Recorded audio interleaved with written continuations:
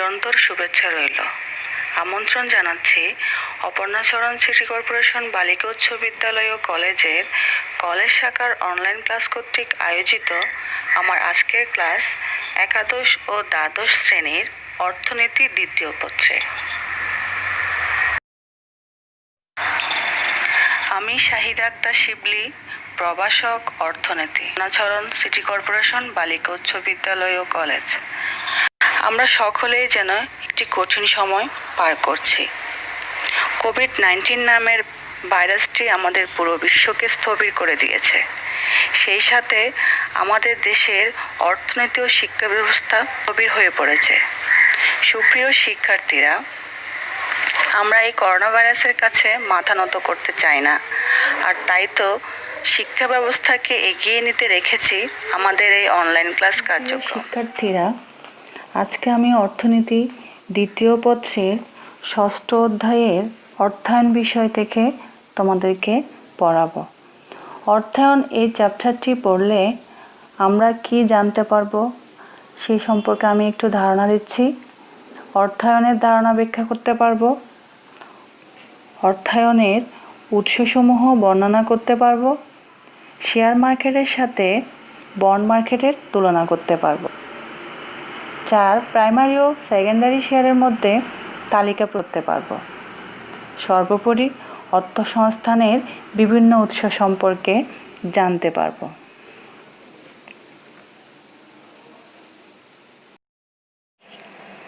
প্রিয় শিক্ষার্থীরা, অর্থায়নের ধারণা বর্ণনা করার পূর্বে আমি অর্থায়ন বিষয়টি কি একটু প্রাথমিক আলোচনা করি। আমরা জানি অর্থ থেকে অর্থায়ন কথাটির সৃষ্টি। অর্থায়ন বলতে তহবিল সংগ্রহ এর ব্যবস্থাপনা বোঝায়। ব্যক্তি, সমাজ ও রাষ্ট্রে অর্থনৈতিক কার্যক্রম পরিচালনার জন্য অর্থায়নের প্রয়োজন। একটি দেশের অর্থনৈতিক উন্নয়নের জন্য অর্থায়নের প্রয়োজন। শিল্পের উন্নয়নের জন্য অর্থায়নের প্রয়োজন।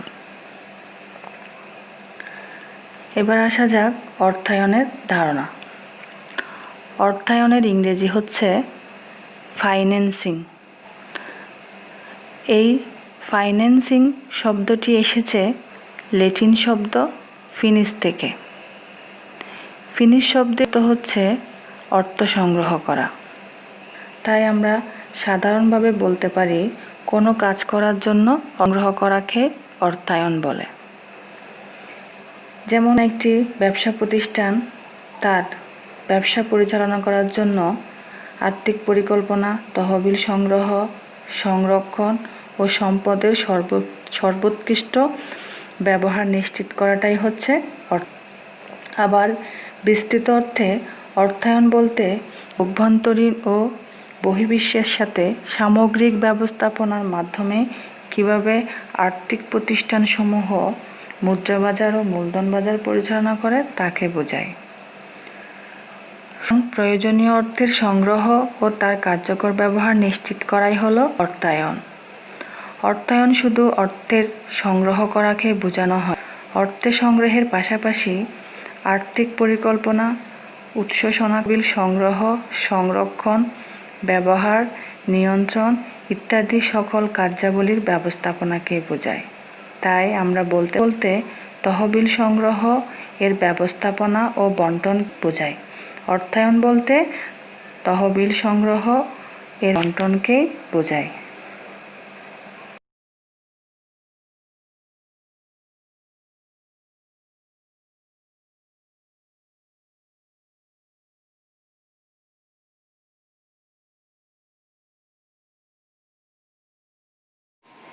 এখন আলোচনা করা যাক অর্থায়নের কার্যাবলী সম্পর্কে।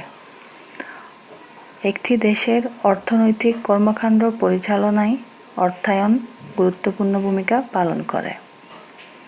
অর্থায়নের কার্যাবলীর মধ্যে রয়েছে 1. আর্থিক পরিকল্পনা।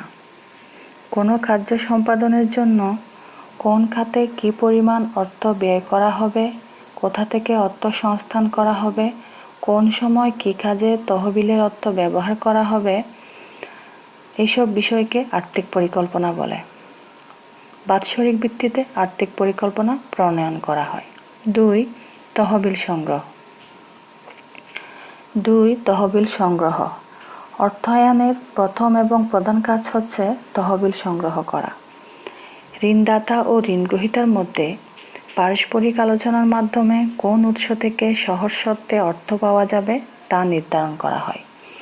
এক্ষেত্রে ঋণদাতা ও ঋণগ্রহীতার মধ্যে তহবিলের পরিমাণ, সুদের হার, পরিশোধের সময়, তহবিল ব্যবস্থাপনা ইত্যাদি ব্যাপারে লিখিত চুক্তি হয়।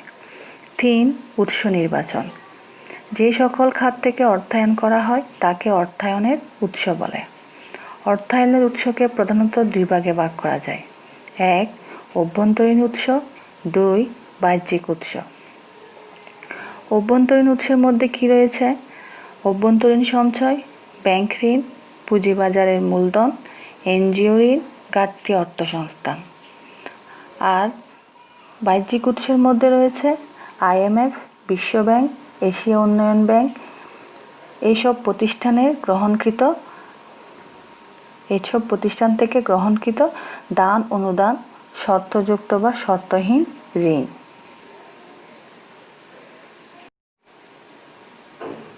অর্থায়নের 4 নম্বর কার্যাবলীর মধ্যে রয়েছে তহবিল বিনিয়োগ। তহবিল সংগ্রহের পর তহবিল বিনিয়োগের ব্যাপারে সিদ্ধান্ত নেওয়া হয়। কোন প্রকল্পে তহবিল বিনিয়োগ করা হবে তা বিনিয়োগ প্রকল্পের লাভ বা লোকসানের ভিত্তিতে সিদ্ধান্ত নেওয়া হয়। বিভিন্ন প্রকল্পের মধ্যে যে প্রকল্পটি অধিক লাভজনক সেই প্রকল্প গ্রহণ করা হয়। 5. তহবিল সংরক্ষণ। ব্যবসায়ী বিনিয়োগকৃত তহবিল যাতে বিনষ্ট না হয় সেজন্য তহবিলের সংরক্ষণের দিকে নজর দেওয়া হয়। তহবিল নিরীক্ষা, তদারকি ও ব্যবস্থাপনার মাধ্যমে বিনিয়োগ প্রকল্পের ঝুঁকি ও অনিশ্চয়তা হ্রাসের মাধ্যমে তহবিল সংরক্ষণ করা হয়। 6. তহবিলের ব্যবহার। তহবিলের ঝুঁকির দিক বিবেচনা করে যে প্রকল্পের উৎপাদন খরচ কম এবং গুণগত মান ভালো সেই সব ক্ষেত্রে তহবিলের ব্যবহার করা হয়। 7. মুনাফা বণ্টন। অর্থায়নের কার্যাবলীর অন্যতম কাজ হচ্ছে মুনাফা বণ্টন। নির্বাচিত বিনিয়োগ প্রকল্পের মুনাফার কত শতাংশ সাধারণ হোল্ডারদের মধ্যে, কত শতাংশ অগ্রাধিকার হোল্ডারদের মধ্যে বিনিয়োগ করা হবে, কে কত মুনাফা পাবে, অবন্টিত মুনাফা কিভাবে পুনর্বিনিয়োগ করা হবে তা অর্থায়নের অন্যতম কাজ হিসাবে বিবেচনা করা হয়।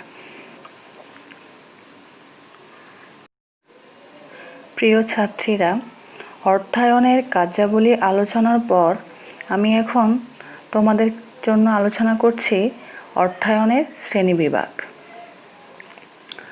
তোমাদের সুবিধার জন্য আমি অর্থায়নের শ্রেণীবিভাগকে একটি ছক আকারেই লিখে তোমাদের সামনে উপস্থাপন করলাম। কাজের ধরন ও প্রকৃতি অনুযায়ী অর্থায়ন বিভিন্ন ধরনের হতে পারে। অর্থায়নকে 2 ভাগে ভাগ করা: সরকারি অর্থায়ন, বেসরকারি অর্থায়ন। সরকারি অর্থায়ন কি একটু জেনে নিচ্ছি আমরা। সরকার দেশ ও দশের প্রয়োজনে যে অর্থায়ন করে তা হলো সরকারি অর্থায়ন।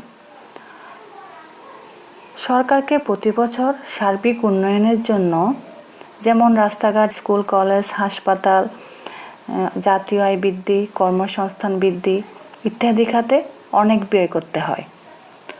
সরকার প্রথমে কত ব্যয় করবে, তারপর কোন উৎস থেকে কত আয় করবে, আয়কর হচ্ছে কর, শুল্ক, অনুদান, ঋণ ইত্যাদির মাধ্যমে আয় করবে তা নির্ধারণ সরকারি অর্থায়ন। সরকারি অর্থায়নের 2টি খাত, একটি অভ্যন্তরীণ খাত আর একটি বাহ্যিক খাত। এবার আসা যাক বেসরকারি অর্থায়ন। বেসরকারি অর্থায়ন কি? ব্যক্তি বা প্রতিষ্ঠান যে অর্থায়ন করে তাকে বেসরকারি অর্থায়ন বলে।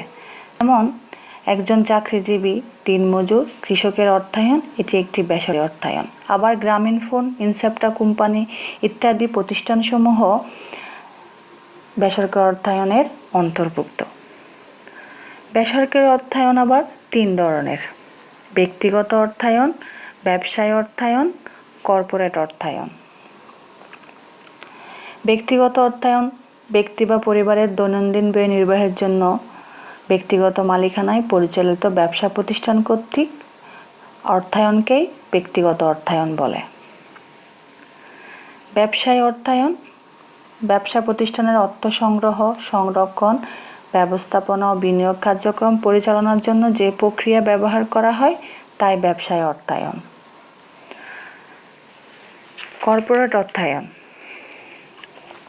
দেশের বাণিজ্যিক ব্যাংক এবং বিভিন্ন আর্থিক প্রতিষ্ঠান অর্থ সংগ্রহ, সংরক্ষণ, ব্যবস্থাপনা ও বিনিয়োগ কার্যক্রম পরিচালনা করলে তাকে কর্পোরেট অর্থায়ন বলে।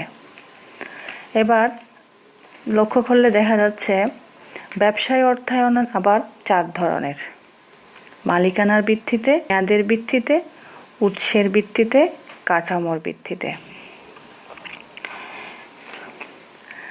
আমরা আমাদের বিগত বছরের প্রশ্নগুলো লক্ষ্য করলে দেখব আমাদের মেয়াদের ভিত্তিতে অর্থায়ন থেকে প্রশ্ন পরীক্ষায় আসে। তাই আমি এক্ষেত্রে মেয়াদের ভিত্তিতে অর্থায়নের দিকে একটু নজর দিচ্ছি। মেয়াদের ভিত্তিতে অর্থায়নকে 3 ভাগে ভাগ করা হয়: স্বল্পমেয়াদী অর্থায়ন, মধ্যমেয়াদী অর্থায়ন, দীর্ঘমেয়াদী অর্থায়ন।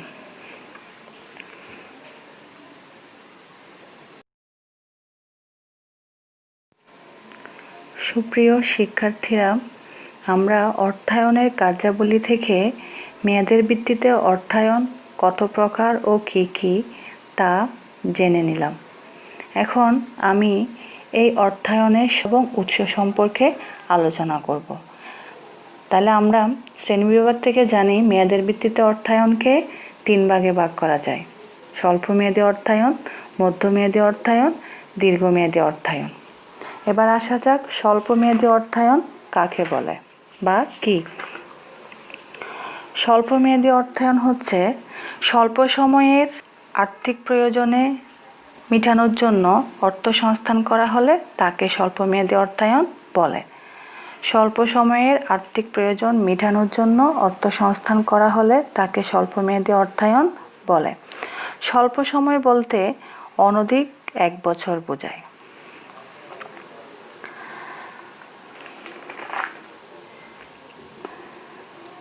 অর্থ সংগ্রহের তারিখ হতে পরবর্তী 1 বছরের মধ্যে অর্থ পরিশোধ করতে হয়। এটি সহজলভ্য এবং তেমন আনুষ্ঠানিকতা পালন করতে হয় না। স্বল্পমেয়াদী ঋণের উৎস প্রাপ্য বিল বাট্টাকরণ, প্রদেয় বিল, স্বল্পমেয়াদী ব্যাংক ঋণ, ক্ষুদ্র ঋণ, বাণিজ্যিক পত্র, আত্মীয় স্বজন, বন্ধুবান্ধব, গ্রাম্য মহাজন ইত্যাদি।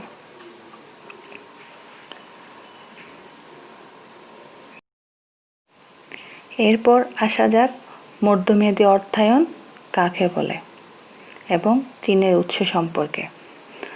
মধ্যমেয়াদী অর্থায়ন 1 বছরের অধিক কিন্তু 5 বছরের অনধিকের জন্য সংগৃহীত তহবিলকে মধ্যমেয়াদী অর্থায়ন বলে।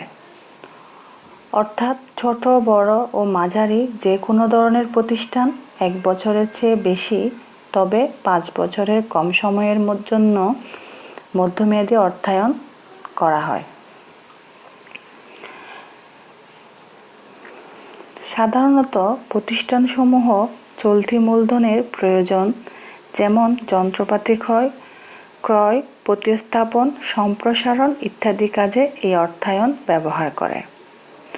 মধ্যমেয়াদী অর্থায়ন বা ঋণের উৎস বাণিজ্যিক ব্যাংকের ঋণ, বেসরকারি ব্যাংকের ঋণ, বিশেষায়িত ব্যাংকের ঋণ, মূলধন বাজারের অর্থ, আন্তর্জাতিক অর্থ তহবিল।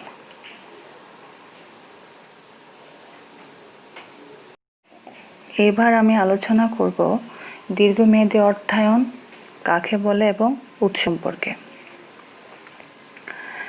দীর্ঘমেয়াদী অর্থায়ন কাকে বলে? 5 বছরের ঊর্ধ্বে যে কোনো সময়কাল পর্যন্ত অর্থায়নকেই দীর্ঘমেয়াদী অর্থায়ন বলা হয়।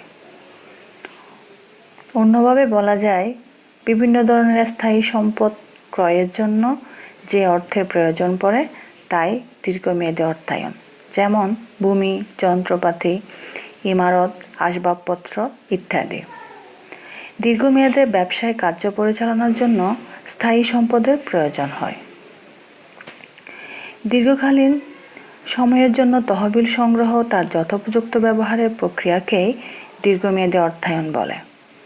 দীর্ঘমেয়াদী অর্থায়নের উৎস ঋণ, বন্ড, ঋণপত্র ও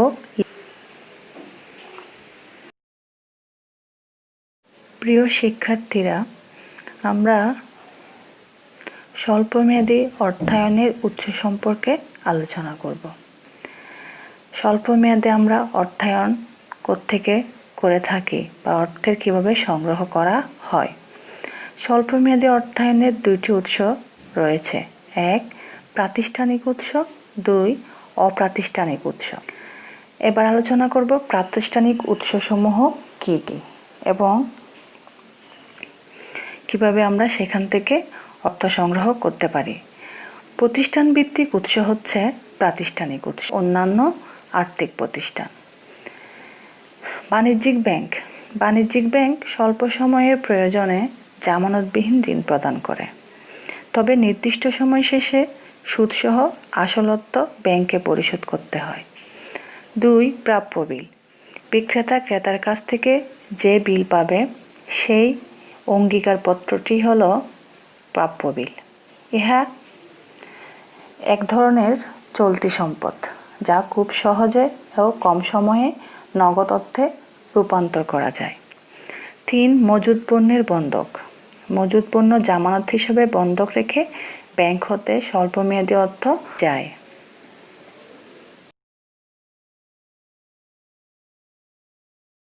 আর ব্যাংকের স্বীকৃতিপত্র, ব্যাংকের স্বীকৃতিপত্রের মাধ্যমে পণ্য আমদানিকারকের ব্যাংক পণ্য রপ্তানিকারককে আমদানি বিলের অর্থ পরিশোধের নিশ্চয়তা প্রদান করে থাকে।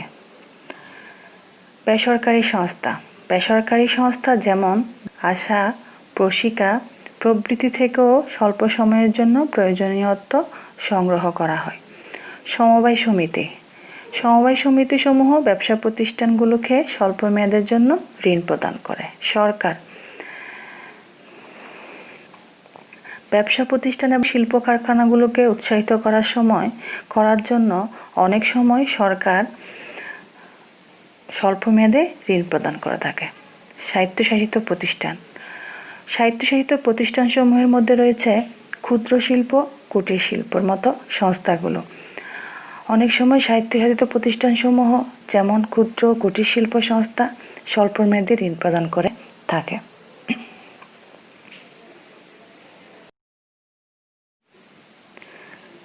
প্রিয় শিক্ষার্থীরা, আজকের ক্লাসের আমার সর্বশেষ আলোচনা হচ্ছে স্বল্পমেয়াদী অর্থায়নের অপ্রাতিষ্ঠানিক উৎস সম্পর্কে। অপ্রাতিষ্ঠানিক উৎস কি?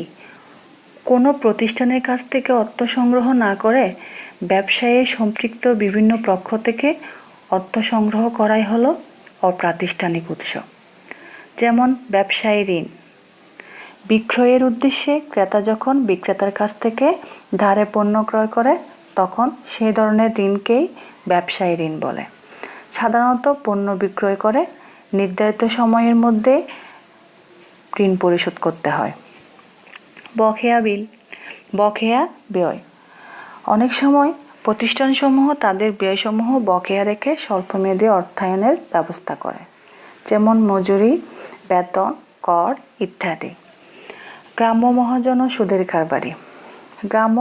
ও সুদের কারবারিরা বিভিন্ন সুদের হারে কখনো কখনো স্বল্পমেয়াদী ঋণ প্রদান করে থাকে। 4 আত্মীয় স্বজন ও বন্ধু বান্ধব, অনেক সময় বিনা সুদে বা কম সুদের হারে আত্মীয় স্বজন ও বন্ধু বান্ধবের কাছ থেকে অর্থ সংগ্রহ করা হয়ে থাকে। এখানে শেষ করছি আজকের ক্লাস। এই পর্যায়ে তোমাদের জন্য কিছু বাড়ির কাজ দেওয়া হলো, তোমরা বাড়ির কাজগুলো করবে। বাড়ির কাজগুলো হলো অর্থায়ন কি, অর্থায়নের শ্রেণীবিভাগ, অর্থায়নের কার্যাবলী, মেয়াদের ভিত্তিতে অর্থায়নের সংজ্ঞা আর স্বল্পমেয়াদী অর্থায়নের উৎস, যেগুলো আমরা এতক্ষণ আলোচনা করেছি। আর হ্যাঁ, বাবা মার কথা শুনবে, ঘরে থাকবে, সুস্থ থাকবে, ভালো থাকবে। এতক্ষণ সঙ্গে থাকার জন্য সকলকে অসংখ্য ধন্যবাদ। আল্লাহ হাফেজ।